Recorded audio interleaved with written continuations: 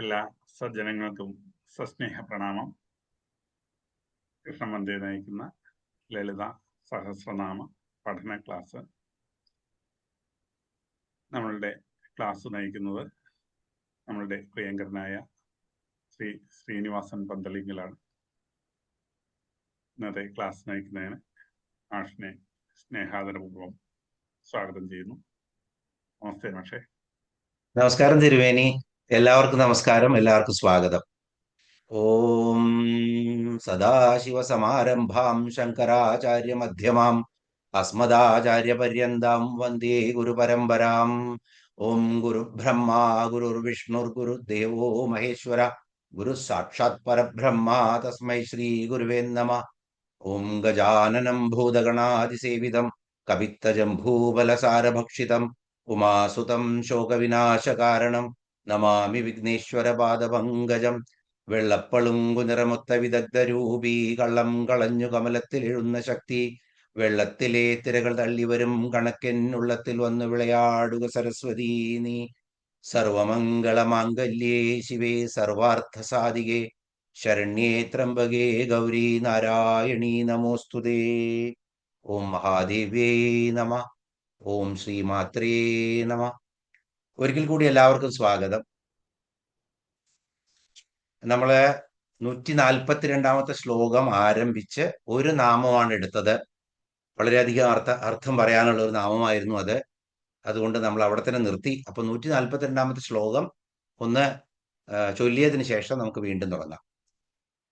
മിഥ്യാജഗദധിഷ്ഠാന മുക്തിദാ മുക്തിരൂപിണി ലാസ്യപ്രിയ ലയകരി ലജ്ജാരംഭാതിവന്ദിത. മിഥ്യാജഗദധിഷ്ഠാന മുക്തിദാ മുക്തിരൂപിണി ലാസ്യപ്രിയ ലയകരി ലജ്ജാരംഭാതിവന്ദിത. അതിന്റെ 735 നാമം മിഥ്യാജഗദധിഷ്ഠാന എന്നുള്ള മിഥ്യയായിട്ടുള്ള ഈ ജഗത്ത്, മായ എന്നുള്ളതും മിഥ്യ എന്നുള്ളതും ഒക്കെ പറയുമ്പോ ഒരുപാട് വിവരിക്കേണ്ടി വരും. അത് നമ്മൾ വിവരിച്ചു, അതിലേക്ക് ഇനി കടക്കുന്നില്ല. 736 നാമം മുക്തിദ എന്നുള്ള നാമത്തിലേക്കാണ് പോകുന്നത്. മുക്തിദ എന്ന് പറഞ്ഞാൽ മുക്തിയെ പ്രദാനം ചെയ്യുന്നവൾ. ദേവി മുക്തിയെ പ്രദാനം ചെയ്യുന്നവളാണ്, അല്ലെങ്കിൽ മുക്തിയെ ദാനം ചെയ്യുന്നവളാണ്. അപ്പോ ഭക്തജനങ്ങൾക്ക് മുക്തി കൊടുക്കുന്നവളാണ് ദേവി. അതാണ് ഏറ്റവും അവസാനത്തെ ഒരു ഭക്തന്റെ ഏറ്റവും അവസാനത്തെ ആഗ്രഹമാണത് മുക്തി. മുക്തി എന്ന് പറഞ്ഞു കഴിഞ്ഞാൽ ജീവൻ മുക്തനാവുക എന്നുള്ളതാണ്. അല്ലാണ്ട് മരിച്ചു പോയിട്ട് മുക്തി കിട്ടുക അല്ലെങ്കിൽ സ്വർഗം കിട്ടുക ഇതൊന്നുമല്ല. ജീവൻ മുക്തനായാലാണ് അതൊക്കെ സംഭവിക്കുള്ളൂ. എന്തും ഇവിടെ സംഭവിക്കണം, എന്നാലാണ് പിന്നെയുള്ളത് നടക്കാൻ പോകുന്നുള്ളൂ. അപ്പോ ഇവിടെ ദേവിയുടെ കൃപയാല് ഒരു ഭക്തന് ജ്ഞാനം ലഭിച്ചിട്ട് ആ ജ്ഞാനത്തിൽ നിന്ന് അവന് തന്റെ സ്വരൂപം വെളിവാവുകയാണ്. ആ ദേവി സ്വരൂപം തന്നെയാണ് തന്നിലും ഇരിക്കുന്നെന്നുള്ള ആ പരമാർത്ഥ ജ്ഞാനം അത് കിട്ടുമ്പോഴാണ് ഒരാള് ശരിക്കുള്ള മുക്തി അയാൾക്ക് ലഭിക്കുന്നത്. അപ്പോ നിത്യമുക്തനാവണമെങ്കിൽ എന്ത് വേണം? ദേവിയുടെ നാമം കണ്ടു നമ്മള്, നിത്യമുക്ത നിർവികാര എന്നൊക്കെയുള്ള നാമം കണ്ടു. അപ്പോ നിത്യമുക്തനാവണ ഒരു ഭക്തനെങ്കില് അദ്ദേഹത്തിന് ആ ജ്ഞാനം വരണം. അതിന് ദേവിയെ ഉള്ളിലേക്ക് നോക്കണം, ദൃഷ്ടി ഉള്ളിൽ വെച്ചിട്ട് ദേവിയെ തിരയണം, ആരാധിക്കണം. അപ്പോഴാണ് ആ ജ്ഞാനം കിട്ടുന്നത്. ആ അംശം തന്നെയാണ് ഞാൻ എന്നുള്ളത്. അത് കിട്ടിക്കഴിഞ്ഞാൽ എന്തായി? നിത്യമുക്തനായി. അപ്പൊ നിത്യമുക്തനായ ആ മുക്തി കൊടുക്കുന്ന ദേവിയാണ് മുക്തിദാ, മുക്തിദായിനി. ദേവിയെ കൊണ്ട് മാത്രമേ അത് സാധിക്കുള്ളൂ. അതുകൊണ്ട് ദേവി ജ്ഞാനസ്വരൂപിണിയായ ദേവിയെ കൊണ്ടാണ് അത് സാധിക്കുള്ളൂ. മുക്തി കിട്ടണമെങ്കിൽ എന്ത് വേണം? ജീവൻ മുക്തനാവണം, ബ്രഹ്മജ്ഞാനം കിട്ടണം. ഭഗവത്ഗീത എത്ര വായിച്ചിട്ടും കാര്യമില്ല. ഭഗവത്ഗീത നമുക്ക് പലർക്കും അട്രാക്റ്റീവായി തോന്നാത്തതിന്റെ കാരണം എന്താണ്? ഭഗവത്ഗീതയില് പറയുന്നത് മുഴുവൻ തത്വവിചാരമാണ്. അതാണ് ബ്രഹ്മ ജ്ഞാനമാണ് ഭഗവത്ഗീത എന്ന് ഓരോ ചാപ്റ്റർ എൻഡ് ചെയ്യുമ്പോഴും പറയും. ഇത് ആ ബ്രഹ്മജ്ഞാനത്തിലേക്ക് എത്താനുള്ള ബ്രഹ്മവിദ്യാസു എന്നാണ് പറയുക. അതിന്റെ കൂടെ തന്നെ എന്താണ് പറയുക? യോഗശാസ്ത്രം എന്നും പറയും. അപ്പോ യോഗശാസ്ത്രത്തിൽ കൂടെ അതിനെ പ്രാവർത്തികമാക്കിയിട്ട് ബ്രഹ്മവിദ്യയിലേക്ക് പോകണം. ആ ജ്ഞാനം കിട്ടണമെങ്കിൽ ജ്ഞാനസ്വരൂപിണിയായിട്ടുള്ള ദേവി തന്നെ വേണം. ദേവിയുടെ ജ്ഞാനമില്ലാതെ നമ്മുടെ തമസ് അകലാൻ പോകുന്നില്ല. അപ്പോ ജ്ഞാനസ്വരൂപിണിയാണ്, വിദ്യാസ്വരൂപിണിയാണ്. ആ ദേവിയുടെ കൃപയാൽ മാത്രമേ ദേഹം എന്നുള്ള മോഹം മാറുകയുള്ളൂ. അത് മാറിക്കഴിഞ്ഞാലാണ് മായ മാറുകയുള്ളൂ. അപ്പോഴാണ് താൻ തന്നെ ബ്രഹ്മസ്വരൂപമാണ് എന്നുള്ള വെളിവ് വരുന്നത്. അത് വരുന്നത് എപ്പോഴാണ്? അത് വരുന്ന ഒരുപാട് ആളുകളെ നമ്മൾ കണ്ടിട്ടുണ്ട്. ഇപ്പൊ നമ്മള് പ്രത്യക്ഷമായിട്ട് രമണ മഹർഷിയെ രമണ മഹർഷിയെ കുറിച്ചിട്ട് എത്ര പഠിച്ചാലും മതിയാവില്ല. ഒരു വിദ്യാഭ്യാസവും ഒന്നുമില്ലാതെ ബ്രഹ്മസ്വരൂപം വെളിവാക്കിയിട്ട് അങ്ങനെ ആ ബ്രഹ്മത്തെ അങ്ങനെ എന്താ പറയാ എമിറ്റ് ചെയ്തുകൊണ്ടിരിക്കുകയാണ്. വികിരണം പോലെ ആ ബ്രഹ്മം അടുത്തു വരുന്നവർക്കൊക്കെ ആ അനുഭവം കിട്ടുകയാണ്. നിഷേധികളായി വരുന്നവർക്കും ആശ്രിതരായി വരുന്നവർക്കും ഒക്കെ അത് കിട്ടിക്കൊണ്ടിരുന്നു എന്നുള്ളതാണ്. അതാണ് നമ്മുടെ പല രമണ മഹർഷി എന്ന് പറഞ്ഞാൽ ഇപ്പൊ അടുത്ത കാലം വരെ അദ്ദേഹത്തെ കണ്ടവര്, അദ്ദേഹത്തിന്റെ ശിഷ്യന്മാരൊക്കെ ഗംഭീരന്മായ ശിഷ്യന്മാർ ഇപ്പോഴും ഉണ്ട്. അപ്പോ ഇവരൊക്കെ ഈ ജീവൻ മുക്തരായവരാണ്. രമണ മഹർഷി, ശ്രീരാമകൃഷ്ണ പരമഹംസര്, അതുപോലെ തന്നെ സ്വാമി വിവേകാനന്ദൻ, ചട്ടമ്പി സ്വാമികള്, ശ്രീനാരായണ ഗുരുസ്വാമികള്, അല്ലെ? അപ്പൊ ഇവരൊക്കെ ജീവൻ മുക്തരായവരാണ്. ഇതുപോലെ നമ്മള് ഹിമാലയത്തിലേക്ക് പോയാൽ ഒരുപാട് ആളുകളെ നമുക്ക് കാണാൻ പറ്റും ജീവൻ മുക്തരായവരെ. ഹിമാലയം ഒന്നും വേണ്ട, ഋഷികേശ് മുതൽ സഞ്ചരിച്ചു കഴിഞ്ഞാൽ ധാരാളം ജീവൻ മുക്തന്മാരെ കാണാൻ പറ്റും. അപ്പോ ഇങ്ങനെയുള്ള ആ നമുക്ക് ആ ജ്ഞാനം വെളിവാക്കി തരുന്നവളാണ് മുക്തിദയാണ് ദേവി. അതുകൊണ്ട് ദേവിയുടെ നാം മുക്തിദ. ഇനി മുക്തിരൂപിണി 737 നാമം. മുക്തിരൂപിണി, ആ മുക്തി തന്നെ സ്വരൂപമായതാണ് ദേവി. മുക്തി തരുന്നവള് മാത്രമല്ല, മുക്തി ദേവി തന്നെ സ്വരൂപമായിരിക്കുകയാണ്. പ്രജ്ഞാനം ബ്രഹ്മ എന്നാണ് പറയുന്നത്, അല്ലെ? ആപ്തവാക്യങ്ങൾ 4 ഒരെണ്ണം പ്രജ്ഞാനം ബ്രഹ്മ എന്നുള്ളതാണ്. ആ പ്രജ്ഞാനം തന്നെയാണ് എന്ത്? ബ്രഹ്മം. ദേവി ബ്രഹ്മമാണെന്ന് നമ്മൾ ആദ്യത്തെ വേർഡ് മുതലേ കണ്ടു കഴിഞ്ഞു, നാമം മുതലേ കണ്ടു കഴിഞ്ഞു. നമ്മൾ ഭ്രമത്തിലാണ്. ഭ്രമവും ബ്രഹ്മവും തമ്മില് വളരെ വ്യത്യാസമില്ല. ശരിക്കും ബ്രഹ്മം എന്ന് പറയാൻ എളുപ്പമാണ്. ഭ്രമം എന്ന് പറയാൻ ഒന്നും കൂടിയും ആ ഘോഷം വേണം, അല്ലെ? എന്നിട്ടും ആ ബ്രഹ്മത്തെ വെളിവാക്കാൻ ഒരുപാട് പ്രയാസമുണ്ട്. ഭ്രമത്തിൽ നിന്ന് മാറ്റി ബ്രഹ്മത്തിലേക്ക് പോവാൻ. അപ്പൊ മുക്തി രൂപിണി, മുക്തി സ്വരൂപം തന്നെയാണ് ദേവി. അതുകൊണ്ട് ദേവിയെ മുക്തി രൂപിണി എന്ന് പറയുന്നു. അതുപോലെ തന്നെ ദേവി ജ്ഞാനസ്വരൂപിണിയാണ് നമ്മൾ കണ്ടു. സ്വയം മുക്തി തന്നെയാണ് ദേവി. അപ്പോ സ്വയം മുക്തി സ്വരൂപമായ ഒരാൾക്കാണ് മറ്റൊരാളെ മുക്തി കൊടുക്കാൻ പറ്റുള്ളൂ, അല്ലെ?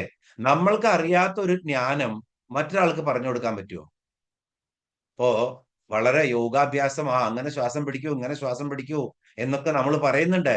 പക്ഷെ ശരിക്കും ആ യോഗയിലൂടെ തന്റെ കുണ്ടലിനിയെ സഹസ്രാരം വരെ എത്തിച്ച ഒരു യോഗി പഠിപ്പിച്ചു കൊടുക്കുന്നതും നമ്മൾ പറയുന്ന തമ്മിൽ ഒരുപാട് വ്യത്യാസമുണ്ട്.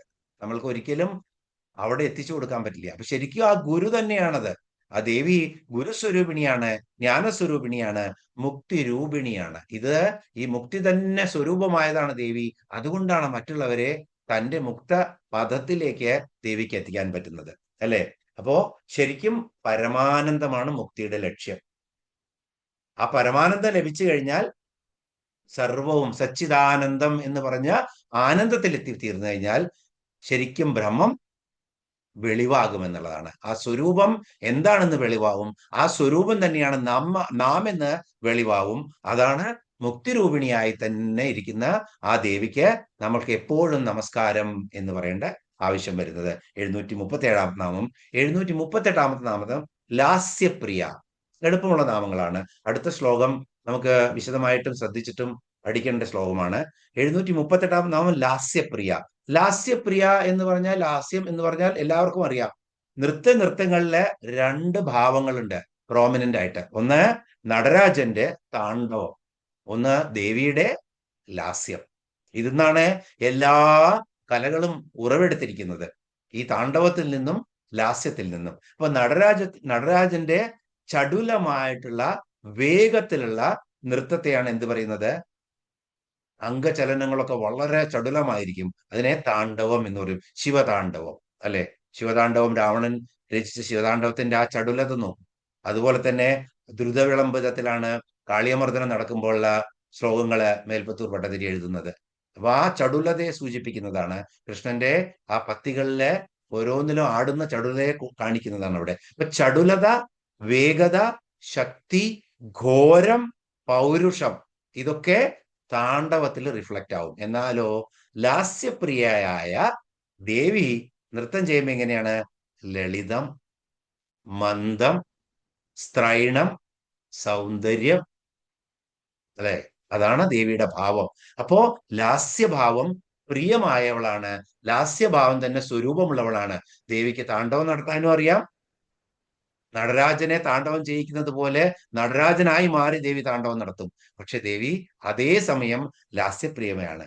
കാരണം ദേവിയും നടരാജനും തമ്മില് എന്നും സന്ധ്യാവേളകളില് നടരാജൻ താണ്ഡവവും ദേവി ലാസ്യവും നൃത്തം നടത്തിയതിനു ശേഷമാണത്രേ തന്റെ പ്രജകളുടെ ക്ഷേമം അന്വേഷിക്കാൻ വേണ്ടി എന്നും ഈ കൈലാസത്തിൽ നിന്ന് ഇറങ്ങി ലോകം ചുറ്റും എന്നാണ് പറയുന്നത്. അതാണ് സന്ധ്യാവേളകളില് അവരെ സ്വീകരിക്കാൻ വേണ്ടി എപ്പോഴും വിളക്ക് കൊളുത്തിയിട്ട് നമ്മൾ നാമം ചെല്ലണം, മറ്റുള്ളതൊന്നും ചെയ്യരുത് എന്ന് പറയുന്നത്.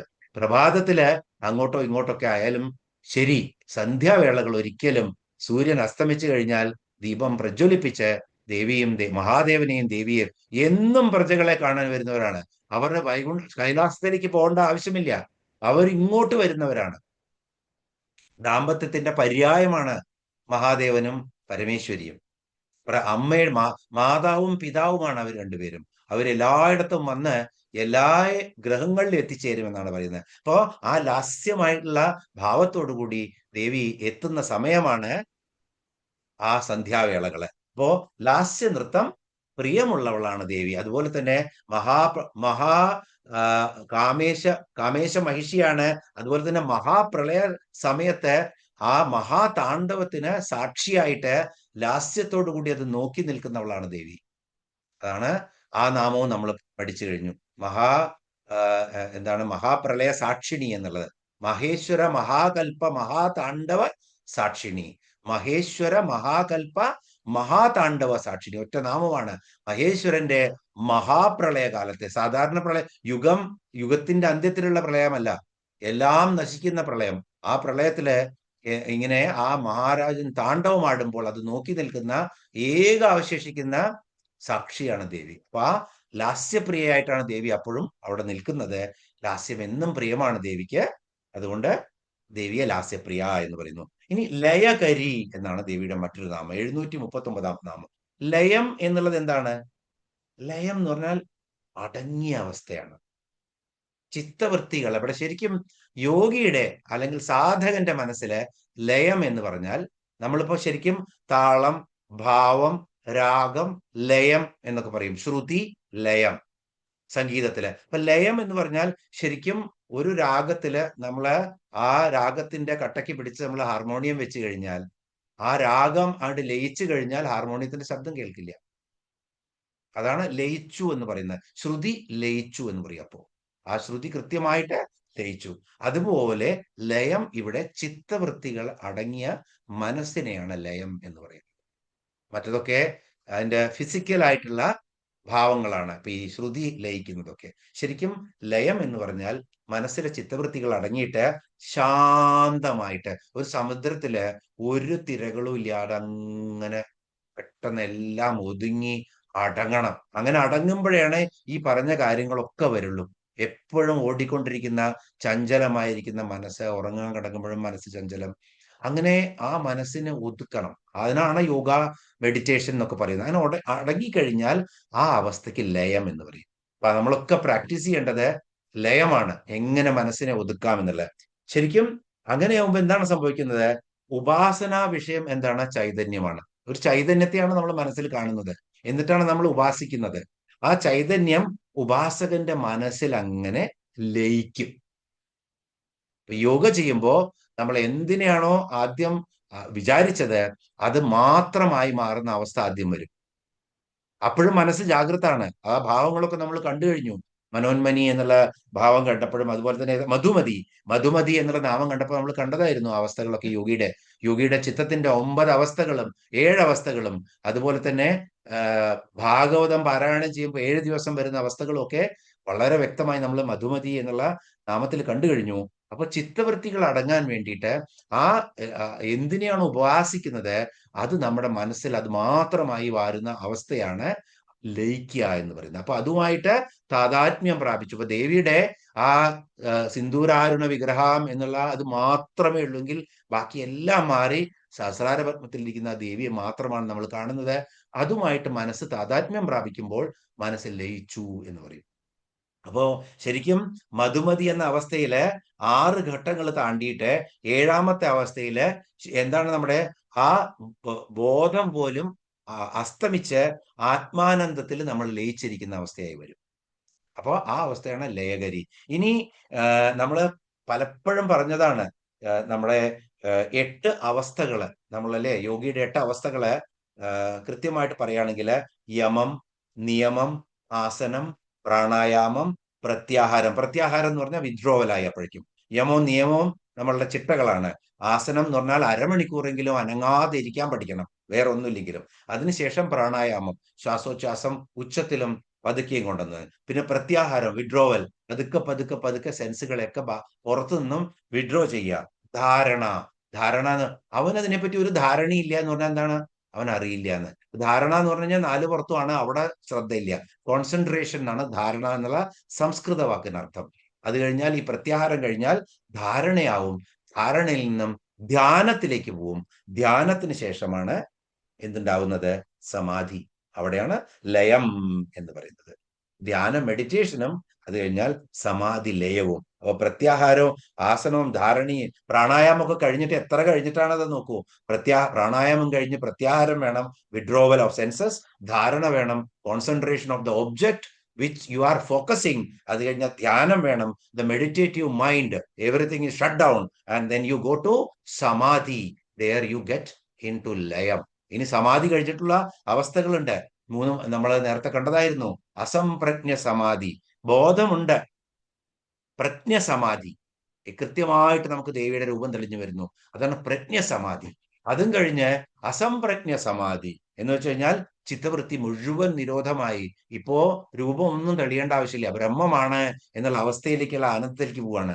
ഋതംബര പ്രജ്ഞ, സത്യത്തിന്റെ ആ ബ്രഹ്മത്തിന്റെ അംശം അനുഭവിച്ചറിയാൻ തുടങ്ങും യോഗി.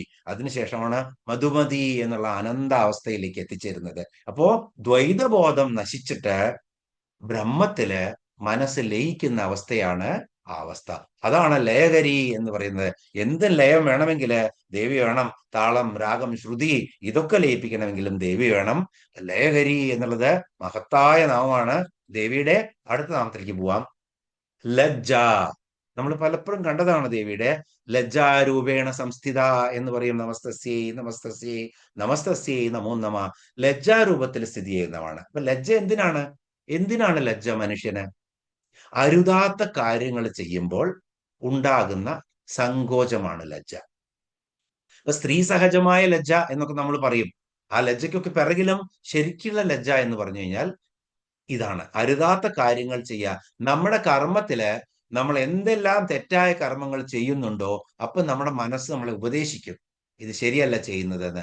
നമ്മൾ സ്വയം ലജ്ജിക്കും അതിനകത്ത്. അപ്പോ ധർമ്മികളെ ശരിക്കും അധർമ്മികളോട് ഇതൊന്നും പറഞ്ഞിട്ട് കാര്യമില്ല. ധർമ്മികളായ ആളുകളെ തെറ്റായ കാര്യങ്ങൾ ചെയ്യുമ്പോ ലജ്ജയുണ്ടാക്കിയിട്ട് അവരെ ധർമ്മബോധത്തിലേക്ക് നയിപ്പിക്കുന്നതാണ് ദേവി. അതുകൊണ്ട് ലജ്ജാരൂപേണയാണ് ദേവി. ശരാചരങ്ങളുടെ ഉള്ളില് ലജ്ജാരൂപേണ സംസ്ഥിത ദേവിയാണ് ലജ്ജയായിട്ടിരിക്കുന്നത്. അതുകൊണ്ടാണ് നമ്മൾ പലപ്പോഴും ആ സ്വയം സെൽഫ് ഇൻട്രോസ്പെക്ഷൻ നമുക്ക് തരുന്നത്. തെറ്റോ ശരിയോ ആണെന്ന് ചിന്തിപ്പിച്ച് തെറ്റായ കാര്യങ്ങൾ ചെയ്യാതെ അതിൽ ലജ്ജയുണ്ടാക്കിയിട്ട് ധർമ്മത്തിലേക്ക് നയിക്കുന്നു ദേവി. അപ്പോ മറ്റൊരു കാര്യം പറഞ്ഞാൽ കുലസ്ത്രീകളുടെ ലക്ഷണമാണ് ലജ്ജ. പതിവ്രതകളായിട്ടുള്ള കുലസ്ത്രീകളുടെ ലക്ഷണമാണ് ലജ്ജ. ദേവി എല്ലാ ജന്മങ്ങളിലും പരമേശ്വരന്റെ ഈശ്വരിയായിട്ട്, പത്നിയായിട്ട്, അർദ്ധാംഗിനിയായിട്ട് വരുന്നവളാണ്. അപ്പൊ ലജ്ജ ഭൂഷണമാണ് ദേവിക്ക് ലജ്ജ. സകല കുലസ്ത്രീകൾക്കും ഭൂഷണമാണ് ലജ്ജ, അല്ലെ? യാ ദേവി സർവഭൂതേഷു ലജ്ജാരൂപേണ സംസ്ഥിത നമസ്തസ്യൈ നമസ്തസ്യൈ നമസ്തസ്യൈ നമോ നമ. ഇത് ലജ്ജ എന്നുള്ള നാമത്തിന്റെ അർത്ഥം ഓർക്കുക ഈ നാമം ചൊല്ലുമ്പോൾ. 741 നാമം രംഭാതിവന്ദിത. രംഭാതിവന്ദിത വളരെ എളുപ്പമുള്ള നാമമാണ്. രംഭ തുടങ്ങിയിട്ടുള്ള അപ്സര സ്ത്രീകളാൽ, കുലസ്ത്രീകളാൽ, സൗന്ദര്യമേറിയ സ്ത്രീകളാൽ വന്ദിക്കപ്പെടുന്നവളാണ്. രംഭ തുടങ്ങിയിട്ടുള്ള ഉർവശി, മേനക, രംഭ, തിലോത്തമ. രംഭ ഏറ്റവും സൗന്ദര്യമുള്ളതാണ്.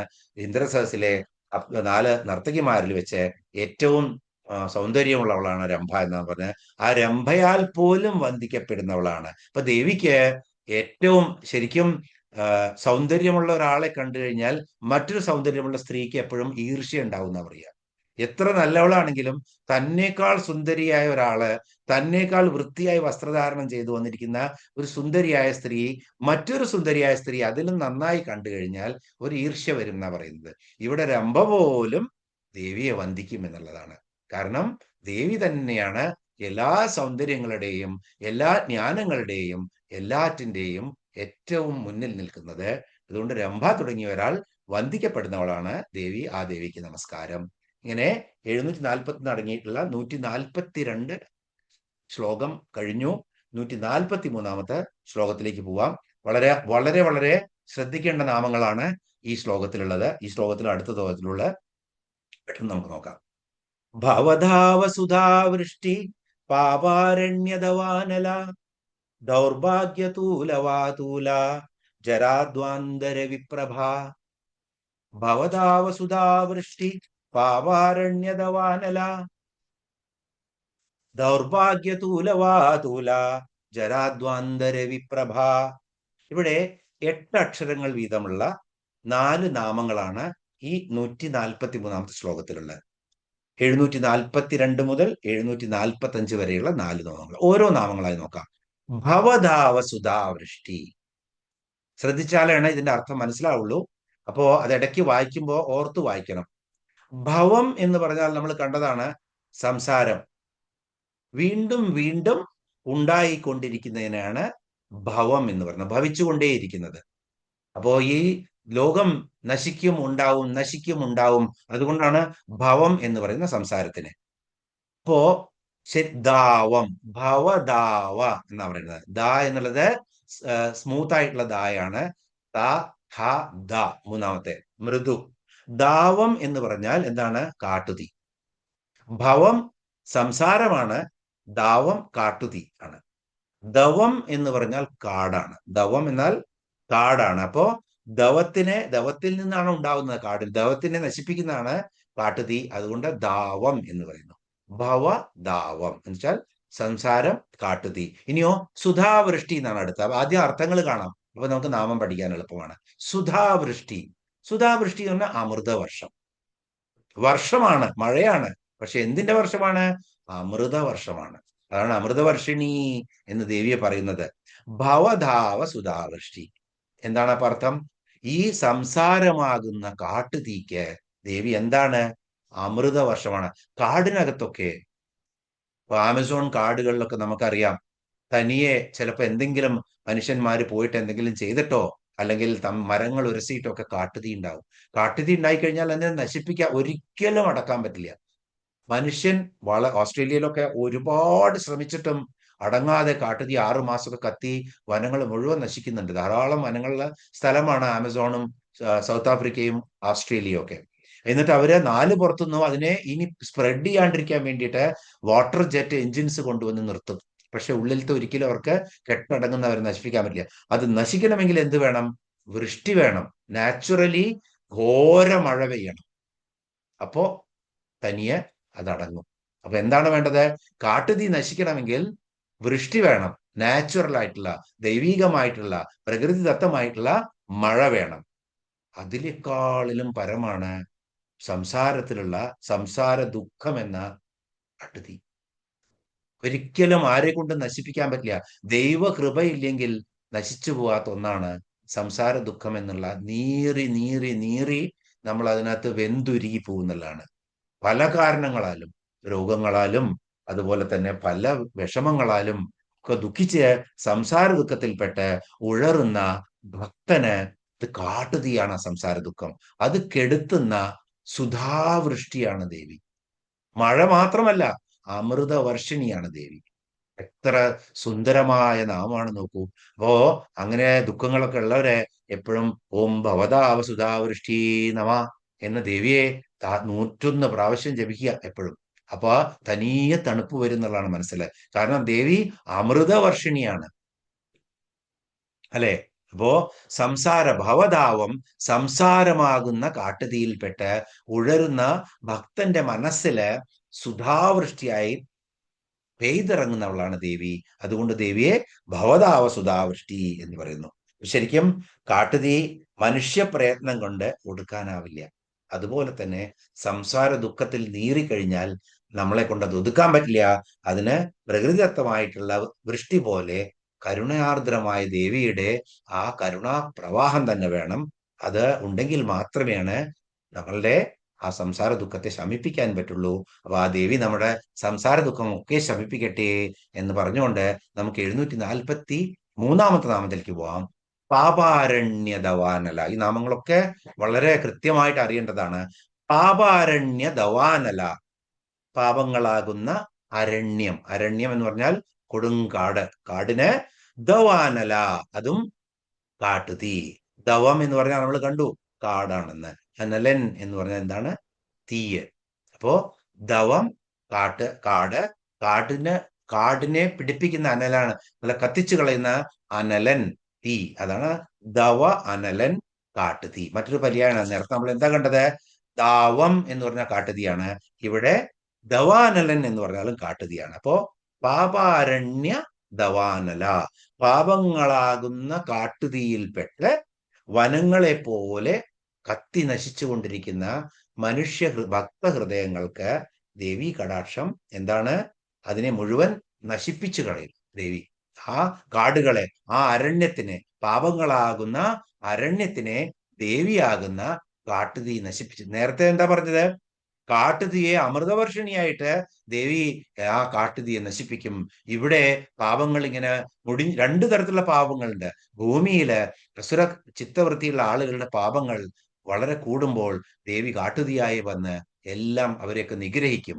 അതുപോലെ തന്നെ ഭക്തചിത്തങ്ങളിലെ പാപചിന്തകള് അങ്ങനെ കാടായി വളരുകയാണെങ്കിൽ ദേവി ദവാനലയായി വന്നിട്ട് അതിനെ നശിപ്പിക്കും. അപ്പോ ശരിക്കും ജന്മജന്മാന്തരങ്ങളായിട്ട് നമ്മൾ ആർജിച്ചിരിക്കുന്ന പാപങ്ങൾ എന്തിനു സമാനമാണ്?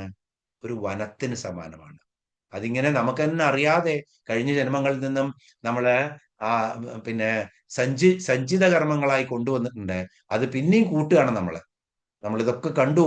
ഇനി ആ അമ്മയുടെ ഗർഭപാത്രത്തിൽ കിടക്കുന്ന ശിശു, ആ ശിശുവിന് പൂർവ്വസ്മൃതി ഉണ്ടാവും അത്രേ.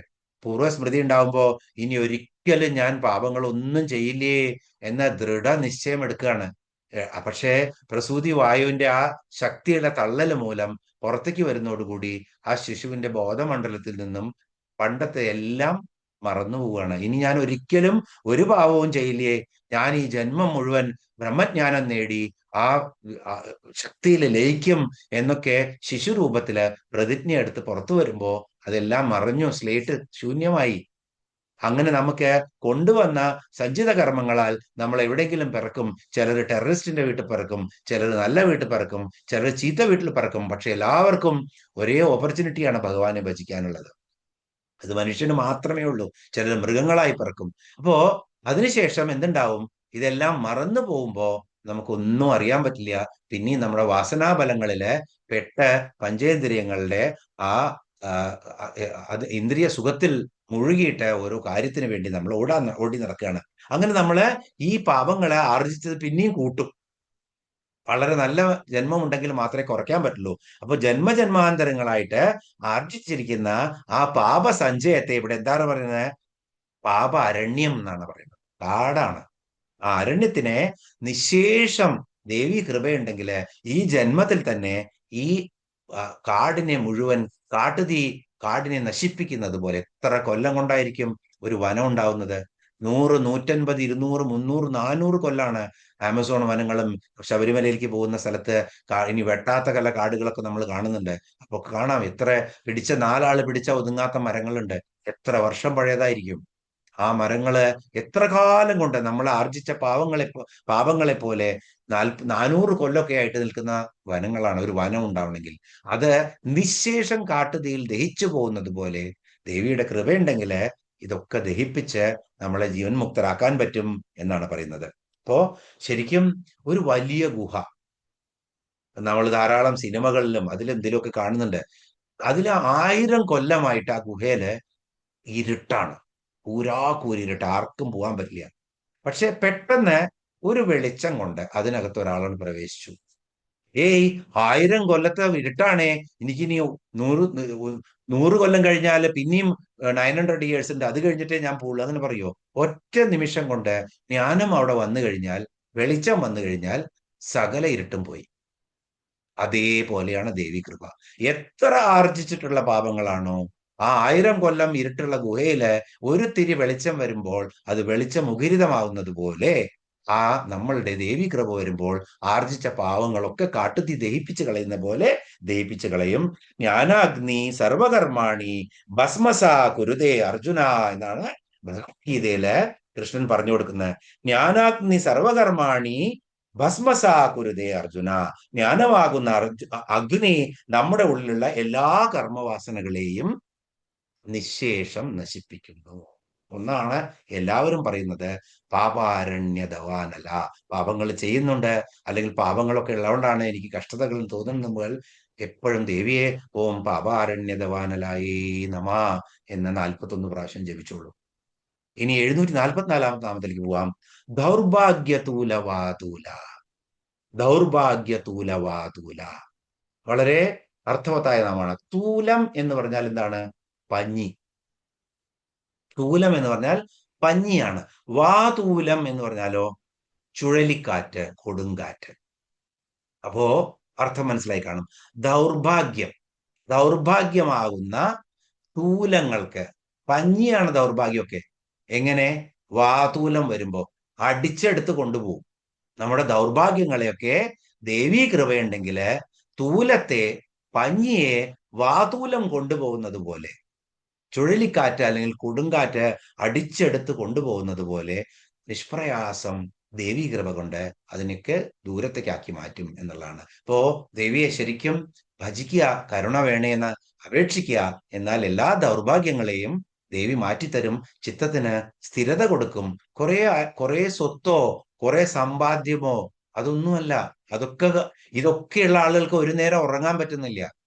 അവർ അടുത്ത ജന്മം ഇതിൽ എത്രയോ കഠോരമായിട്ടുള്ള ജന്മമായിട്ടായും അവർ ജനിക്കുക.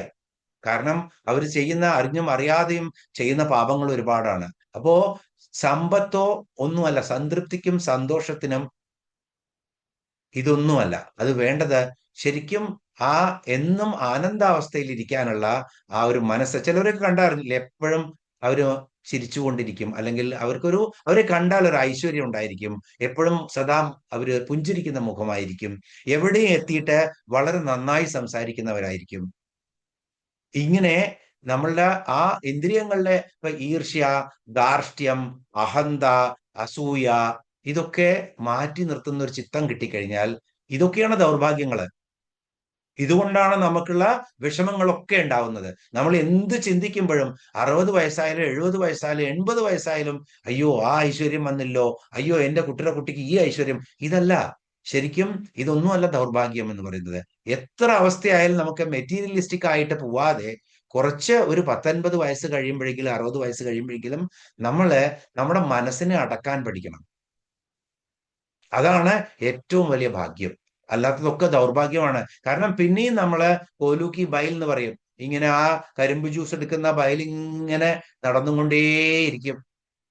ആ അവസ്ഥയിലേക്ക് എത്തിപ്പോവാണ് നമ്മള്. അപ്പോ തൂലം, പഞ്ഞി, നമ്മുടെ ദൗർഭാഗ്യങ്ങള് തൂലമാണ്. ആ തൂലങ്ങളെയൊക്കെ വാതൂലം, ചുഴലിക്കൊടുങ്കാറ്റ് കൊണ്ട് അടിച്ച് പാറ്റി പറപ്പിക്കും. ദൗർഭാഗ്യവാതു തൂലവാതൂല എന്ന ദേവിയുടെ നാമം. 745 നാമം ജരാദ്വാന്ത രവിപ്രഭ. ജരാദ്വാന്തര വിപ്രഭ എന്നൊക്കെ പലരും ചൊല്ലുന്നത് കേട്ടിട്ടുണ്ട്. വിപ്രഭയല്ല, ജരാദ്വാന്ത രവിപ്രഭ. ഒറ്റ നാമമാണ്, മുറിക്കേണ്ട ആവശ്യമില്ല. പക്ഷെ അതിന് സ്ട്രെസ് കൊടുക്കുമ്പോ ജരാദ്വാന്ത രവിപ്രഭ എന്ന് ചൊല്ലണം. ജര എന്ന് പറഞ്ഞാൽ എന്താണ്? ജര, നര. ശരീരം ക്ഷയിച്ചു പോകാൻ തുടങ്ങുകയാണ്, അല്ലെ? ശരീരം ക്ഷയിച്ചു പോകുമ്പോ ഇന്ദ്രിയ ജീർണനം, ജന്മം കിട്ടിക്കഴിഞ്ഞാൽ അത് നടന്നേ പറ്റൂ.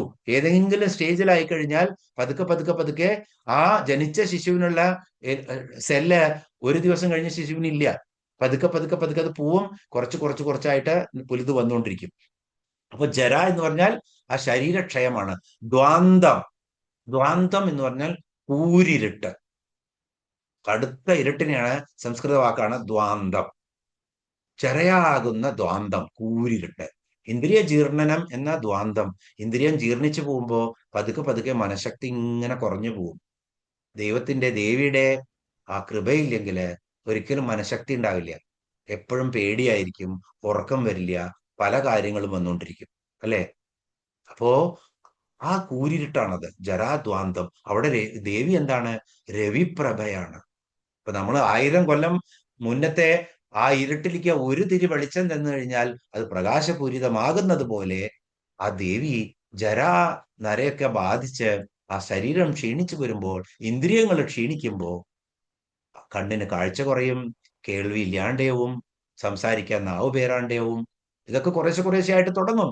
അതിനൊക്കെ ദേവിയുടെ ആ പിന്നെ മരിക്കുന്നത് വരെ ഈ എല്ലാ കാര്യങ്ങളും നമ്മുടെ ശരിയായ രീതിയിൽ പ്രവർത്തിക്കണമെങ്കിൽ ആര് വേണം? ആ ജീർണനമൊക്കെ കുറച്ച് ആ മനസ്സിന് ആ ഇരുട്ട് വരുമ്പോ അതിനെ മാറ്റി എടുക്കാൻ ആര് വേണം? ദേവിയുടെ രവിപ്രഭ തന്നെ വേണം. ദേവി തന്നെയാണ് സൂര്യനും ചന്ദ്രനും അഗ്നിയുമായിട്ട് 3 പ്രകാശങ്ങളും ഈ ബ്രഹ്മാണ്ടത്തിന് തരുന്നത്. അപ്പൊ അവിടെ ജരയെ ഇരുട്ടിനോട് ഉപമിച്ചിരിക്കുന്നു.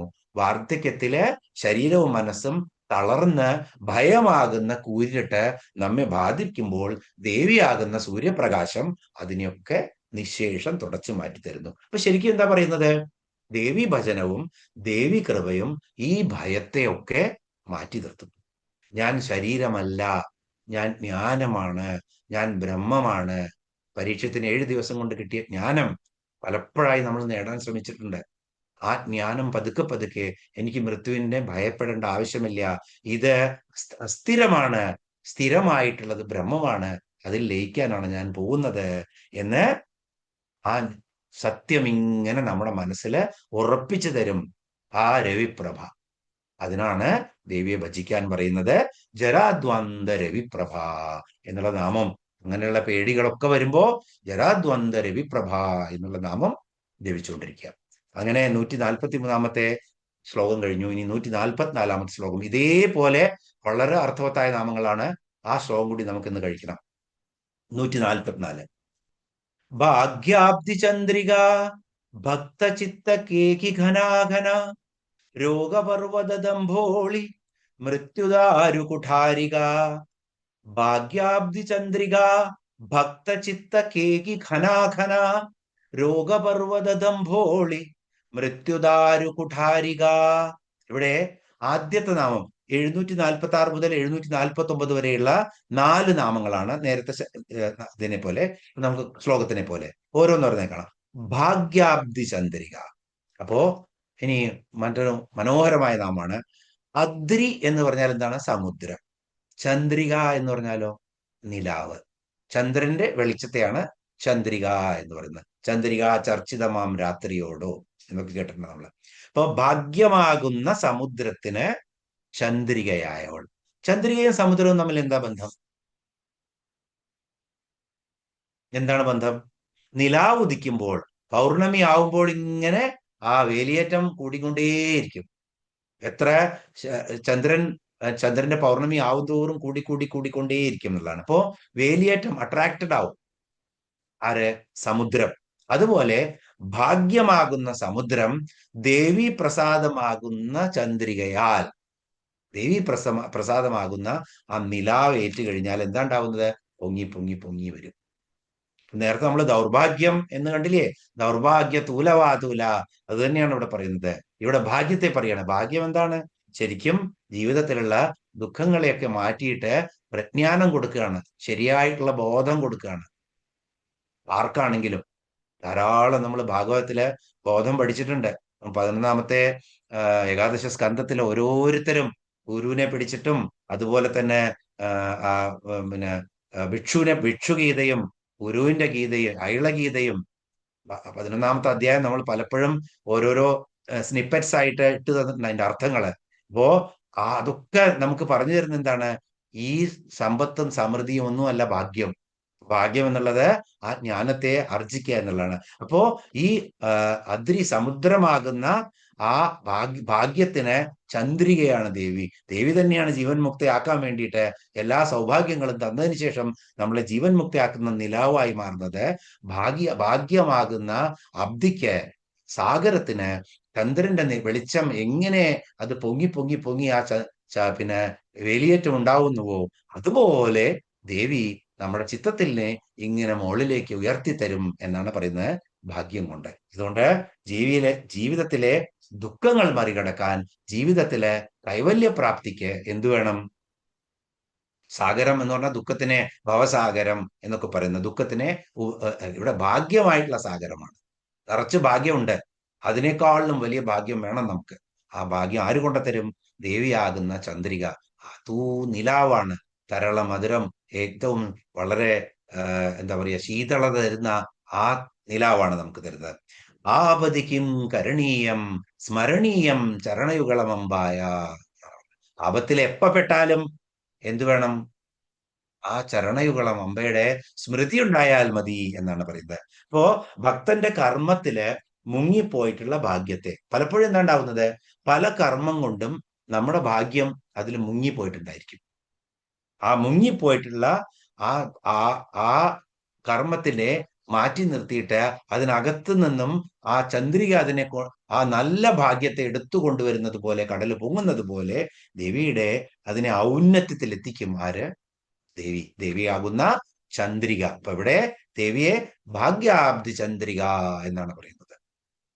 കാരണം ദേവി തന്നെയാണ് ആ ഭാഗ്യങ്ങൾക്കൊക്കെ ഉന്നതി ഉണ്ടാക്കി കൊടുക്കുന്നത്. അതുകൊണ്ട് ദേവി ഭാഗ്യാബ്ദി ചന്ദ്രിക.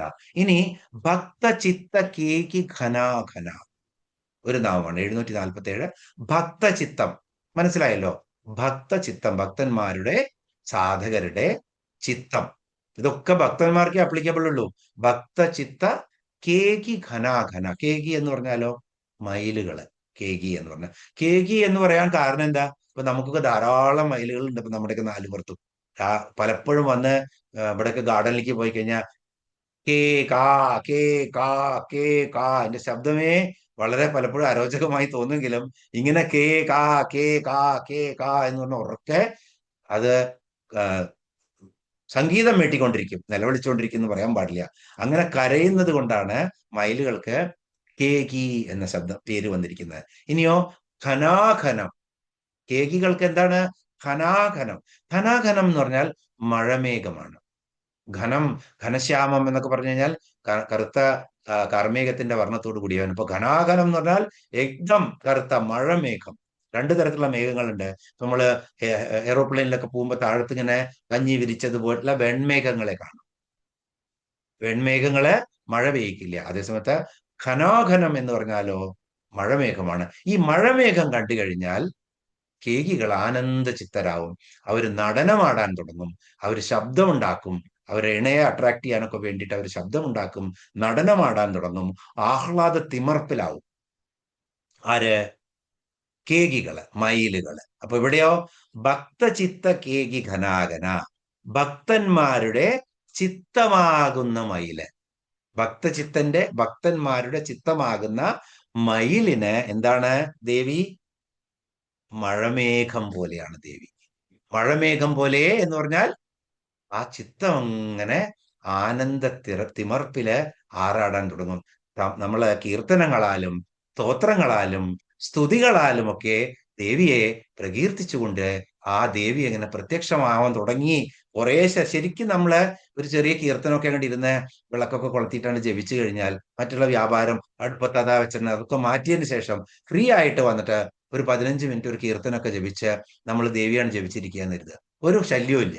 ഇതിന് കഴിഞ്ഞാൽ ഉടനടി TV സീരിയല് ചാലുവാക്കണല്ലോ അങ്ങനെയൊന്നും വിചാരിക്കാണ്ടേ ഒരു പ്രാവശ്യം ഫ്രീ ആയിട്ട്, ഞാൻ കംപ്ലീറ്റ് ഫ്രീ ആണ്, ഞാനൊരു 15 മിനിറ്റ് ദേവിക്ക് ആരാധിക്കാൻ പോവാണ്, അങ്ങനെ വിളക്കൊക്കെ കൊളുത്തി നമ്മൾ ആരാധിക്കുമ്പോൾ ഒരു ആനന്ദം തനിയെ വരും.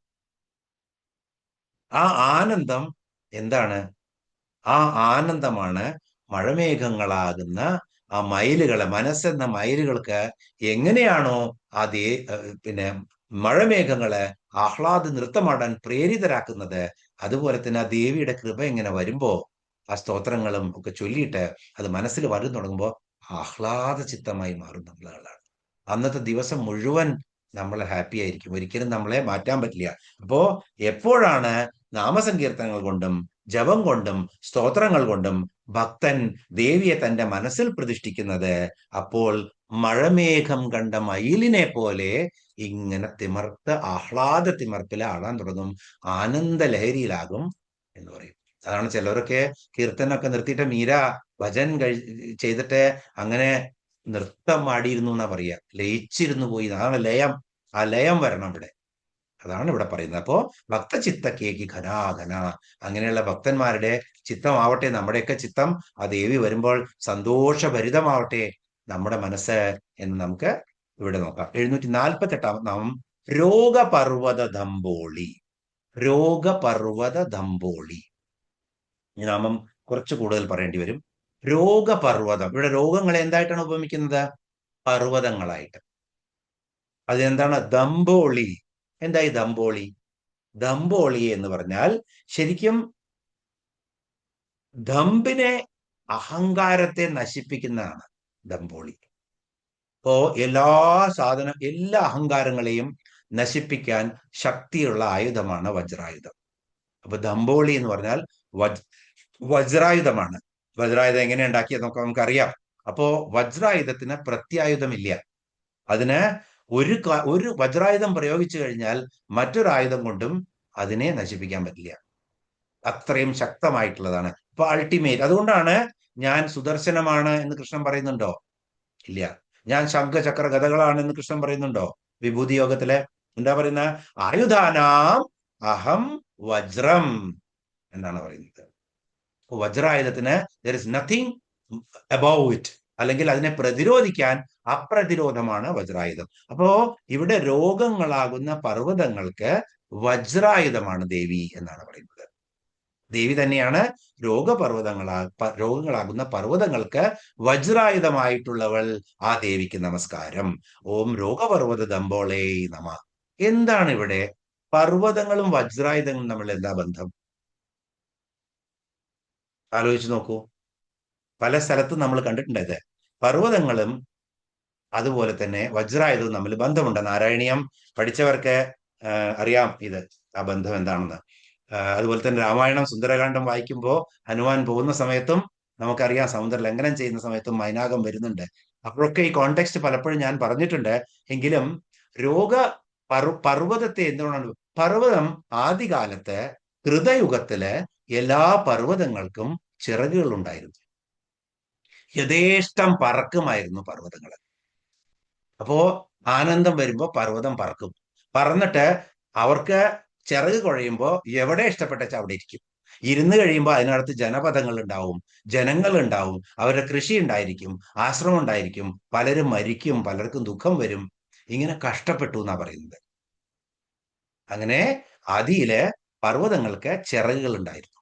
അതാണ് ശിലായുഗത്തിൽ ശിലകൾക്കെല്ലാം ചിറകുമുളച്ചിരുന്നു. ഏത് മലയാളം പഴയ പാട്ട് കേട്ടാലും വയലാറിന്റെ രചനകൾക്കൊക്കെ അത്യധികമായിട്ടുള്ള അദ്ദേഹത്തിന്റെ ജ്ഞാനത്തെയാണ് അത് കാണിക്കുന്നത്. എന്തുകൊണ്ട് അദ്ദേഹം കമ്മ്യൂണിസ്റ്റ് ആയി എന്ന് പലപ്പോഴും നമ്മളൊക്കെ ചോദിക്കുകയാണെങ്കിൽ, ശരിക്കും യുഗധർമ്മം, സനാതന ധർമ്മം വിട്ടിട്ട് യുഗധർമ്മങ്ങള് കേടുന്നു പോകുമ്പോ കൃഷ്ണൻ അർജുനന് പറഞ്ഞു കൊടുക്കുന്നതും അതാണ് അല്ലെ. ആദ്യത്തെ ചാപ്റ്റർ തന്നെ ഉപദേശമൊന്നും ഇല്ലാത്തപ്പോഴും അർജുനൻ വിളമ്പുകയാണ്, ജാതി, കുലം, വർണ്ണം ഇതൊക്കെ സങ്കരമായി കഴിഞ്ഞാൽ ഒക്കെ നശിക്കും എന്നൊക്കെ പറയുന്ന അർജുനനാണ് കൃഷ്ണനോട് ഇതൊക്കെ പറയുന്നത് അല്ലെ. അതൊക്കെ എന്തായിരുന്നു? നമ്മളുടെ ആചാരങ്ങളും അനുഷ്ഠാനങ്ങളും ദുഷിച്ചു പോകുമ്പോൾ അത് യുഗധർമ്മമായി മാറും, ആ യുഗത്തിന്റെ ധർമ്മമായി മാറും. അതിനെ മാറ്റിമറിക്കാനാണ് ഓരോ തവണയും ഓരോ സ്മൃതികൾ എഴുതുന്നത്. അപ്പോ ശ്രുതികൾ, വേദങ്ങളെ തെറ്റായ രീതിയിൽ ആ കാലത്തിന്റെയാണത്. പലപ്പോഴും കാലം ഇപ്പോഴുള്ള കാലം പോലെ ആവില്ല. ഇനി 50 കൊല്ലം കഴിഞ്ഞു കഴിഞ്ഞാൽ മറ്റു പലതുമായി മാറും. അപ്പൊ അതിനെ എവിടേക്ക് അതിന്റെ കറക്ഷൻസ് ഉണ്ടോ അതിനെ നമുക്ക് ശരിയാക്കണം. അതുകൊണ്ടാണ് ഇദ്ദേഹമൊക്കെ അന്നത്തെ ആവശ്യമായിരുന്നു അല്ലെ. ഈ എല്ലാവരും ഒന്ന്, അല്ലെങ്കിൽ തൊഴിലാളികളൊക്കെ മുന്നിലേക്ക്. ഇന്നതൊരു ആവശ്യമേ അല്ല കമ്മ്യൂണിസം. അന്നത് വെറും ലൂട്ടുമാരിയായി മാറിയിട്ടാണ്. അപ്പോ ശരിക്കും ഈ പാട്ടിനൊക്കെ വളരെ വലിയ ഡീപ്പായിട്ടുള്ള മീനിങ് ഉണ്ട്. അത് കഴിഞ്ഞാണ് എന്താണ് പറയുന്നത്? ശിലയുടെ ചിറകരിഞ്ഞു, സ്വപ്നത്തിൻ ചിറകരിഞ്ഞു, ഇന്ദ്രന്റെ കയ്യിലെ വജ്രായുധം എന്നാണ് ഈ പാട്ടിന്റെ അടുത്ത വരി. അത് പറയാൻ വേണ്ടിയിട്ടാണ് പറഞ്ഞത്.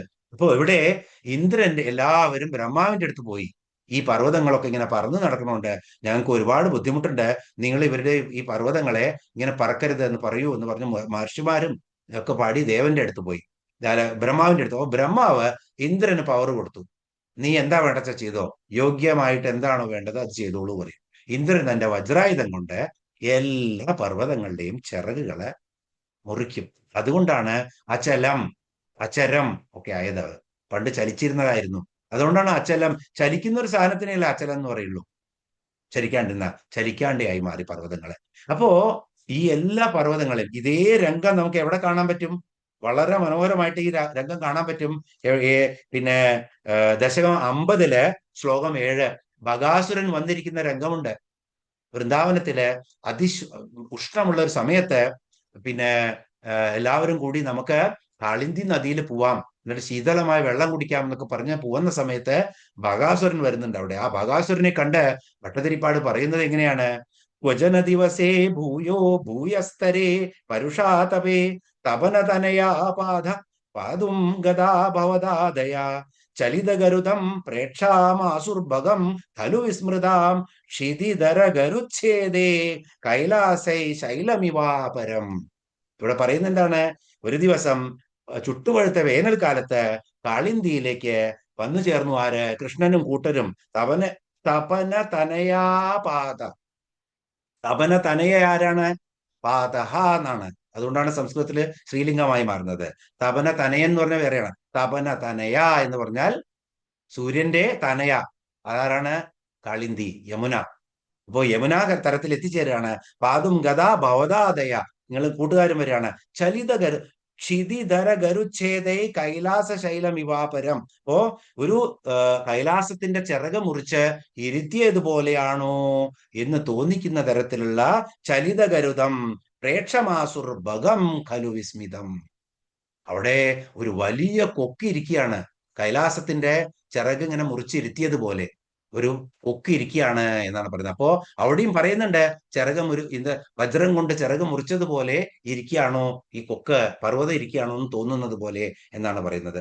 ഉൽപ്രേക്ഷ വളരെ മനോഹരമായിട്ടുള്ള അലങ്കാരമാണ് ഇവിടെ ഉപയോഗിക്കുന്നത്. അപ്പോ അതിൽ നിന്നും രക്ഷപ്പെട്ട ഒരേ ഒരു പർവ്വതം മൈനാകമായിരുന്നു.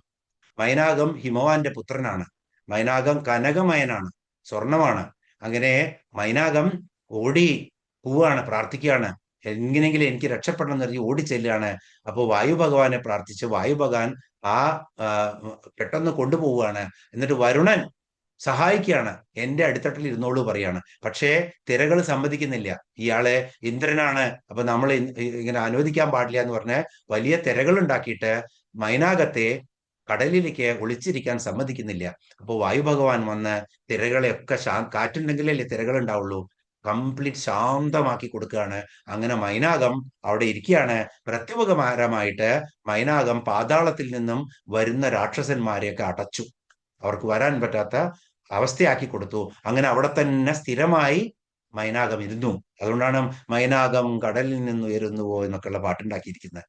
അതുകൊണ്ടാണ് ഈ ഹനുമാൻ പോകുമ്പോ സഗരതനയർ എന്നെ വളർത്തിയാൽ സാഗരം എന്ന് ചൊല്ലുന്നു എന്ന് പറയുന്നത്. സാഗരം പറയാണ് എന്നിട്ട് ആരോട്? മണികനകമയൻ അമലനായ മൈനാകവും മാനുഷവേഷം ധരിച്ചു ചൊല്ലി പൊന്തി വരികയാണ്. കാരണം ചിറകുണ്ടായിരുന്നു.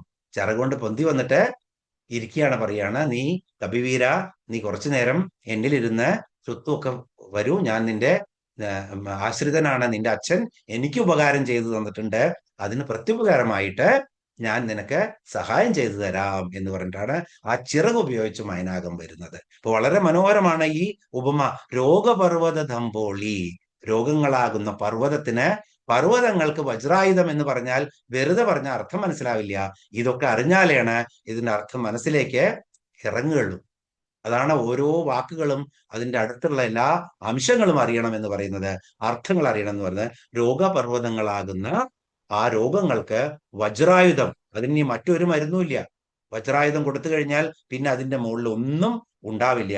പല വിധത്തില് ജീവനെ ആക്രമിച്ച് അവശനാക്കുന്ന, മാനസികമായിട്ടും അതുപോലെ തന്നെ ശാരീരികമായിട്ടും തളർത്തുന്ന രോഗങ്ങളെ പർവ്വതാകാരമായിട്ടാണ് ഇവിടെ പറയുന്നത്. കാരണം ഒരു രാത്രി കഴിയില്ല, വേദന കൂടി കഴിഞ്ഞാൽ, സൂര്യൻ അസ്തമിച്ചു കഴിഞ്ഞാൽ ഓരോ മിനിറ്റും ഓരോ യുഗങ്ങളെ പോലെയാവും നമുക്ക്. ആരും വരില്ല, ഡോക്ടറും വരില്ല, നഴ്സും വരില്ല, നമുക്കൊന്ന് വെളിച്ചായി കിട്ടിയാൽ മതി എന്നാവും അല്ലെ.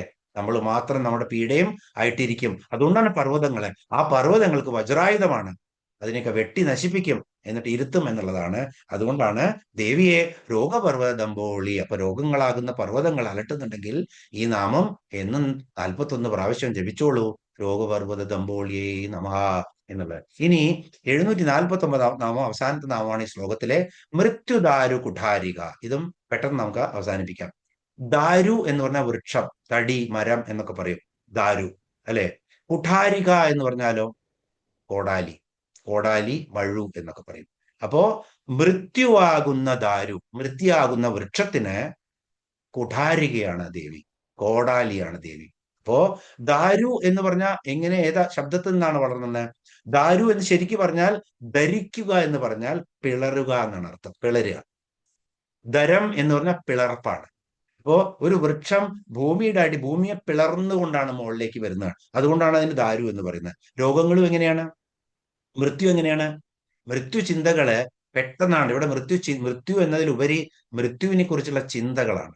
ആ ചിന്തകള് ഏത് സമയത്തും, പെട്ടെന്ന് ഒരു ലിഫ്റ്റിൽ നമ്മൾ അകപ്പെട്ടു, ലൈറ്റ് അങ്ങോട്ട് പോയി, അപ്പ മൃത്യു ചിന്ത വന്നു. മൃത്യു അല്ല വരുന്ന അവിടെ, അത് തനിയെ പോയി തുറക്കും അടുത്ത്, അല്ലെങ്കിൽ അതിന്റെ ബെല്ലടിച്ചു കഴിഞ്ഞാൽ അത് വരും. 2-3 മിനിറ്റ് നിങ്ങൾ പാനിക് ആവാണ്ട് നിൽക്കണം എന്നൊക്കെ ഇൻസ്ട്രക്ഷൻസ് അവിടെയൊക്കെ എഴുതി വെച്ചിട്ടുണ്ടാവും. ഒരു അലാറം ബെല്ലുണ്ടാവും, അതൊന്നും നോക്കില്ല നമ്മൾ അപ്സെറ്റ് ആയി മാറും. അതാണ് എന്താണ് മൃത്യു ചിന്ത വന്നു, അയ്യോ ഇതിൽ ഞാൻ കുടുങ്ങിപ്പോവല്ലോ, ഇത് പൊട്ടിച്ചാടുമല്ലോ, ശ്വാസം കിട്ടില്ലല്ലോ. ഇങ്ങനെ മൃത്യുഭയം ഇങ്ങനെ പൊട്ടിമുളച്ച് വരും. വൃക്ഷങ്ങൾ ദാരുപോലെ എവിടുന്നും പൊട്ടിമുളച്ച് വരും. എവിടെ ഉണ്ടാവുക അറിയില്ല. അപ്പോൾ മൃത്യുഭയം എവിടെ വേണമെങ്കിലും പൊട്ടിമുളച്ച് വരാം. അവിടെ ദേവിയുടെ കുഠാരിക, ദേവി സ്മരണയുണ്ടെങ്കിൽ ആപതിക്കും കരണീയം ചരണീയം സ്മരണയുഗളം അമ്പായ. ദേവി കോഠാലിയെ പോലെ വന്നിട്ട് കുഠാരികയായി വന്ന്, മഴുവായി വന്ന് നിശേഷം അതിനെ പിഴുതു കളയുമ്പോ കാലകാലനായിട്ടുള്ള പരമേശ്വരന്റെ രൂപം തന്നെയാണ് ദേവി.